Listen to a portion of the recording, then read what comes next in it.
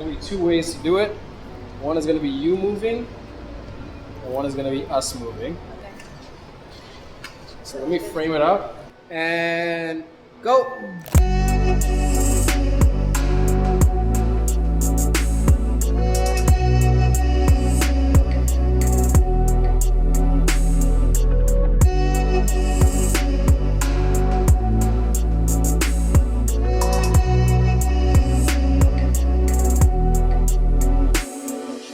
I've been using Fujifilm cameras for my professional work for the last 5 years. In 2019, I got to go hands-on early with the Fujifilm X Pro 3, something that I was anticipating. And I quickly realized, whether it was the street or the studio, that this camera was going to be a workhorse for me. I would go on for nearly 30 months just pushing this thing across many different scenarios and really creating some of my most memorable work. But in the last 3 months, the Leica M11 has supplanted this camera in its spot in my kit, this spot that sits between my GFX 100S and the X100V. I spoke about the M11 at length in a very detailed review. This video is more specifically about these two cameras, the X Pro 3, the M11, how they compare, and whether or not that price disparity is justified.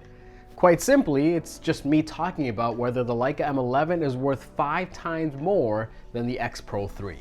To answer the question, I figure I would put together a series of categories that would be important to someone like myself, a working photographer, and start to delegate points for one or the other based on each category and the expectations there. By the end of this conversation, we should have a clear indication as to which of these cameras ultimately provides the most value. So what are the categories? I got 10 of them here and I'm actually gonna read them off for you. Image quality, feature set, design, ergonomics, usability, lens ecosystem, connectivity, reliability, customer support, and community. So now that we both know what the categories are for this little exercise, let's go through them all and see which points land where. Starting with image quality, and this might be the most important one on this list, the point convincingly goes to the Leica M11. And look, I've created some remarkable images on the X Pro 3, but if we're purely looking at which one is better, I can't ignore what my eyes are seeing. The M11 produces images with much more depth and tonality to them. This is not just resolution, it's the quality of the file. The dynamic range in these files, especially where they sit closer to something that's more like the GFX 100S. I've mentioned this before. Image quality. This one, while I feel like it should be worth more than 1 point, we're just gonna work off a point-based system for each category here, it has to go to the M11. And admittedly, the difference between image quality of the raw file even for these two cameras, well, a lot of viewers might not be able to tell the difference, but that doesn't matter too much. What really matters is, can you tell the difference as a photographer, and does the difference matter to you? Moving on to feature set, this is also pretty easy to answer. The point goes to the X Pro 3. From film simulations to deep customizations around custom profiles, from autofocus and different kinds of focusing options, from the multiple ways you can customize the camera and having way more buttons to really dial in your experience around this camera, to even having video. The X Pro 3 simply brings more features to the table. That isn't to say that it makes it necessarily better. Again, for this category, it's what can you do? How many options do you have? And the X Pro 3 just has more options available to you. So if you're someone that might require a bit more features, someone that might take advantage of this latitude, well, it's easy to see how the X Pro 3 wins out in this regard. So looking at the scorecard, we're all tied up. Moving on to design. Now, this is somewhere where you and I might deviate, but looking at the design of both cameras, it's hard for me to consider this a real close race. The M11 just is minimal and beautiful. It has strong lines. There are no curves to the top plate here. It's a very, almost brutalist design in how it's conceived. The curves are only along the sides of this camera. The materials used, the density around it, how it feels in your hand, it is a lot more elegant if you're asking me. Now, here's the thing. We're comparing two really beautiful cameras against the market, against a market that is otherwise super industrial and boring. These two cameras are probably the most beautiful modern cameras available on the market. But if you had to look at both of them and you had to just pick one, well, at least according to me, the answer is more obvious. It's the M11. The M11 is simply beautiful. It is so reserved, outside of that main red dot and a little M11 on the top of the camera, there isn't much branding, there isn't much text. So in terms of aesthetics, in terms of just how it looks, for me, the M11 wins out. Let's talk about ergonomics. And this might surprise some of you, but I'm gonna give the point to the X Pro 3. While the M11 looks better, at least according to me, the X Pro 3 feels better in the hand and when you're using it for extended periods of time. The back of the camera has this nice rest for your thumb where there's a rubberized texture you can just place your thumb into and hold it with a bit more confidence. And on the front, there's a raised panel where your middle, ring, and pinky can rest and cling on to, and with your index finger obviously on the shutter. Both of these cameras, they have this sort of baseball grip approach. It's not like a DSLR where you wrap around it. You kind of just approach it like a baseball and then you hold on for dear life.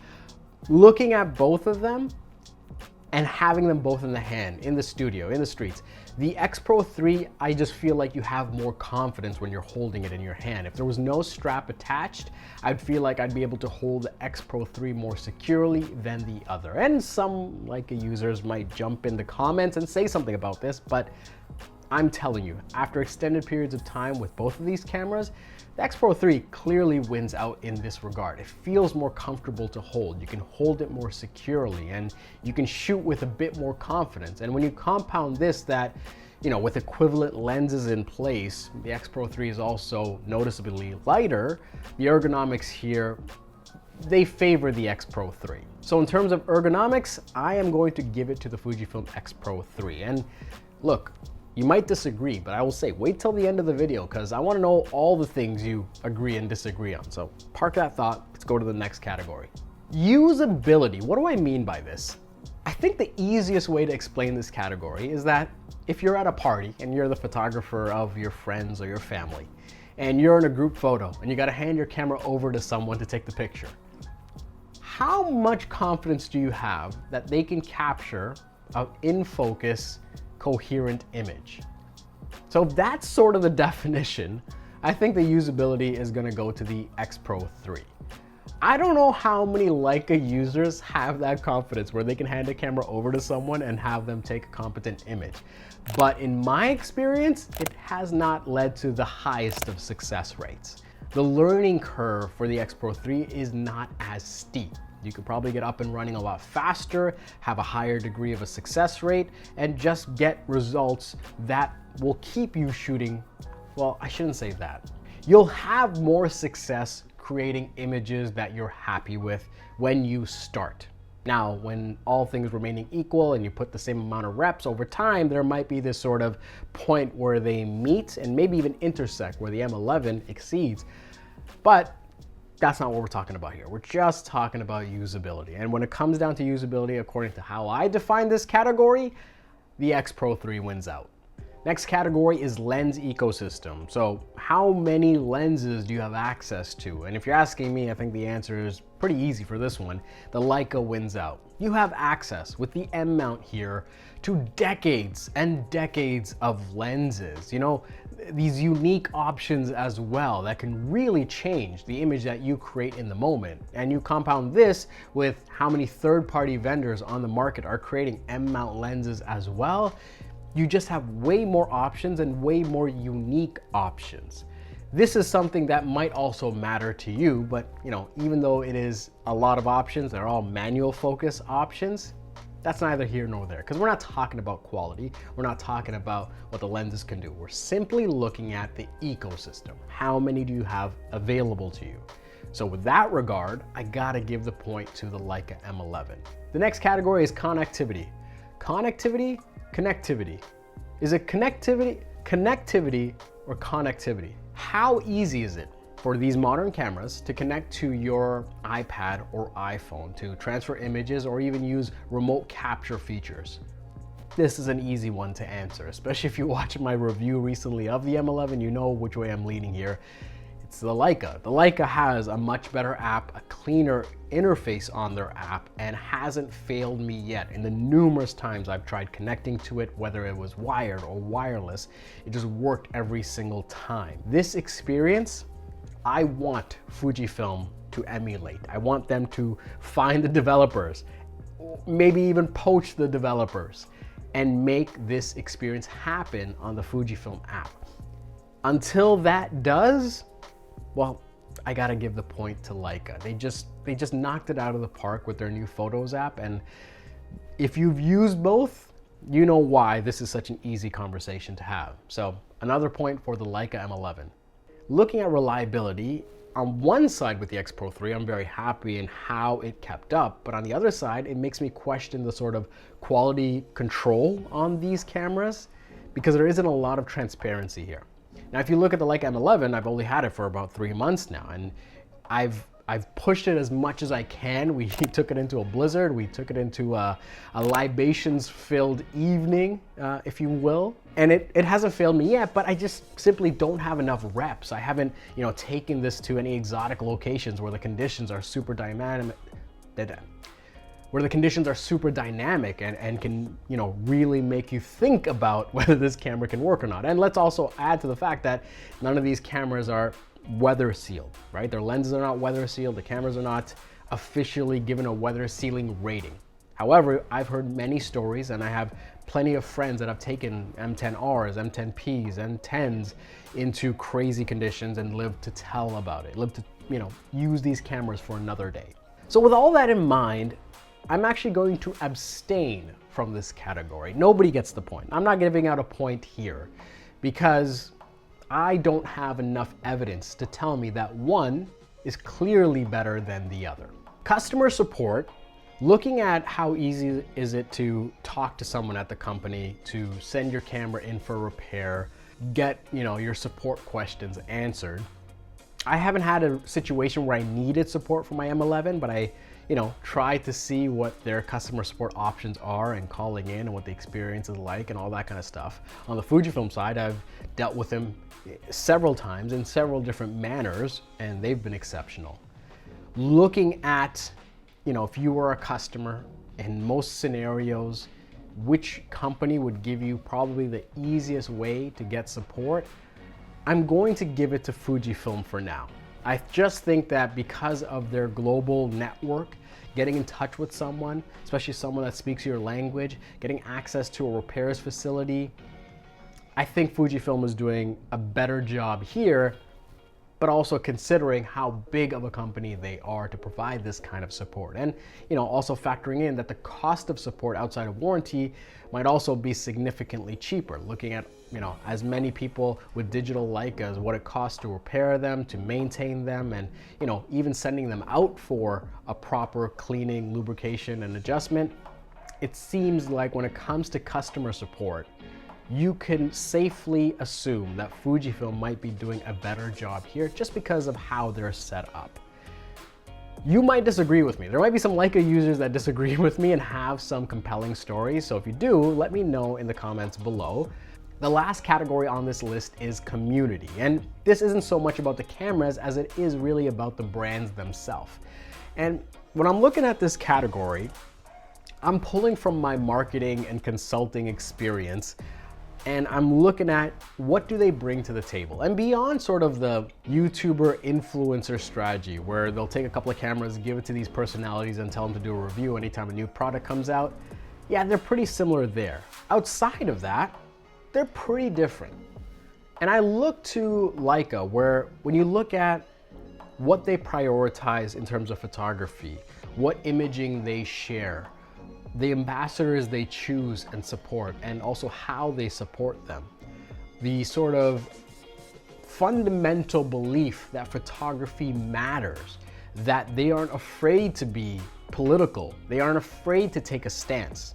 They'll take the blowback when it comes their way as well. The fact that they don't really shy away from sensitive material and these powerful conversations that deserve to be had. Looking at those sort of parameters, when it comes to community, it seems like the Leica brand is better for the photography community. That might trigger some people, especially if you're a Fujifilm fanboy. I don't say that as a slight to the company. I just say that how they're constructed and how they sort of value photography is fundamentally different. You see Fujifilm, which appeals to more people. It appeals to more of the average consumer than Leica cameras do. So they have to approach the photography space in a way that Leica really can't. They have to make sure that their brand is more palatable.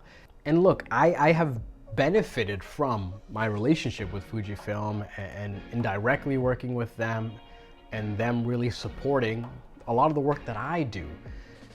So I want to make sure that I'm not, just dismissing them in their approach. It's different approaches to the photography space.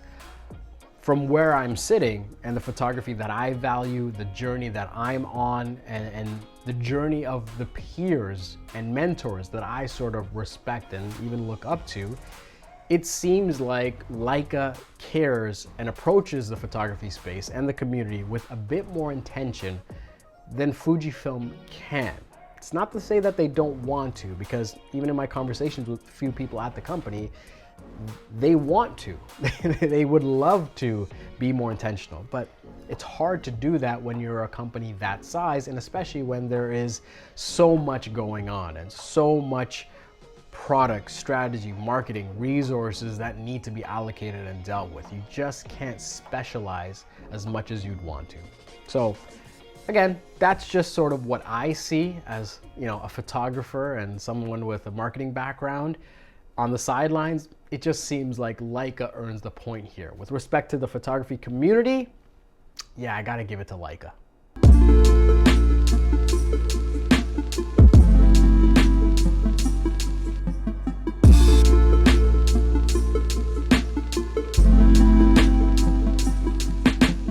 All right, let's go to the glasses. If you've been following along, we now have a score, a final score. It's 5-4 for the Leica M11, with one of these points we're just abstaining from.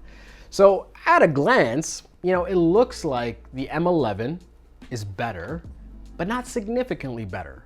Not better in a considerable way. Again, when you're looking at these categories and the scores. The Leica M11 wins out, but only by a small margin. And when you factor in the price difference between these two cameras, where one, is about 5 times the price of the other, well, it makes that margin even smaller when you're considering these cameras side by side. So back to the question and the title of this video. The answer is obvious, right? The answer of if the Leica M11 is 5 times better than the X Pro 3, the answer is obvious, right? Of course not. You see, while we can take these tools and make lists and go through pros and cons, give ratings and rankings, all of this becomes meaningless until you actually experience the tool for yourself. While I dedicated the majority of this video to this categorized point-based system, this entire process is simply flawed. How's that for an untrustworthy narrator? Let's try a different metric. If you had to measure how much a camera can bring you close to your creative vision, from 0 to 100, I would say that most modern cameras on the market, most of them, with respect to photography, will get you to that 60, 70. Again, taking all cameras into account, whether it's a beginner camera or a pro camera. Most cameras average out 60 to 70. And then you sort of factor in your type of work. What is the work that you create? What are the features that you need to excel? And as you start to specialize and you start to look at things that offer something unique to what you produce, that is where you'll start to get to something that's like 75 or 80. Here's the thing, with this measure as well, I think that it's not linear. I think it's actually more logarithmic. There's a curve to it. And that's to say that to go from 85 to 90 is much harder than going from 75 to 80, noticeably harder. And a score of 100, that's just impossible. That's just impossible. And while this scale is different for each person because each person's journey is different and what they create is so different. I imagine that the paradigm is still the same. It is this 0 to 100 that has a curve to it, meaning that the further along you want to go, the more specialized of a tool that you need, it starts to offer these things that are much more unique that make one camera stand out more than the other. The Fujifilm X Pro 3, on my scale, it scores an 85. An 85, which is an exceptional score. It does so much really well. It's delivered in so many ways. However, the M11, this is a 95 for me, convincingly. And again, with respect to what I shoot and what I create and my scale here, it does a few things exceptionally better that with respect to the way I create and what I create, it has this gap over the X Pro 3. And you might look at this 10-point gap and think that's not much, but for me, it's that 10-point gap that's worth 5 times the price. It's that 10-point gap that brings me closer to my creative vision that is worth the investment. Not just the financial investment, but the time and practice and you know, the dedication to get good with this tool. That is what's worth 5 times more. Now, this 10-point gap, there's also a reality in which it might not matter to me or people like me. This 10-point gap can also be reversed. There might be plenty of users out there that that believe the X Pro 3 is a 95 and the M11 is probably an 85. Totally fine, because each person's scale with respect to their creative journey is going to be different. So if I've illustrated anything here, it's that a lot of these comparisons are kind of bullshit. Ultimately, the worth of any one camera versus another ultimately comes down to how much closer it can bring you to your creative goal line, and if that difference is worth investing in right now from where you are on your journey. And there you have it. That is my comparison of the Leica M11 to the Fujifilm X Pro 3. This is how I see these two cameras and what I ultimately think is more valuable for the work I do, but also presenting some arguments here that should help you decide if you are deciding between the two, or maybe just trying to justify whichever camera that you have. Whatever it may be, I hope you enjoyed this video. I enjoyed taking a different approach to this one. Some of you might be upset at this untrustworthy narrator. It's totally fine. Let me know what you think in the comments. You know I read everything that you guys post, so let me know what you think in the comments and we'll continue the conversation there. As always, my name's Gadgen. Thank you so much for watching, and I'll see you next time.